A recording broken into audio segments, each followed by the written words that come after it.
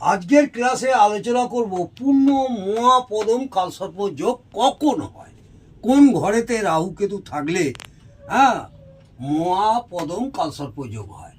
এটা হচ্ছে আমাদের লগ্ন। এখানে আমি অঙ্কন করে দেখেছি মিথুন লগ্ন। লগ্নের এই দেখুন, লগ্নের ষষ্ঠে রাহু থাকতে হবে এবং দ্বাদশে কেতু থাকতে হবে। লগ্নের ষষ্ঠ মানে হচ্ছে এই বৃশ্চিক রাশির ঘরে রাহু আছে, আর দ্বাদশে অর্থাৎ লগ্নের দ্বাদশে এই চন্দ্রের সঙ্গে কেতু অঙ্কন করে দেখিয়েছি। তারপরে লগ্নের ষষ্ঠে রাহু এবং লগ্নের দ্বাদশে কেতু থাকলেই মহাপদম কালসর্প যোগ হয়। এটা আপনারা নোট করে নিন। এর প্রতিকার কি? প্রত্যেক সোমবার দিনকে স্রোতের জলে 1 কেজি 250 গ্রাম জব প্রবাহিত জলে, জোয়ারের জলে, ভাসমান জলে ছড়াবেন, তাহলে অনেকটাই সাফল্য পাওয়া যাবে মহাপদম কালসর্পের হাত থেকে। ভয়ের কিছু নেই।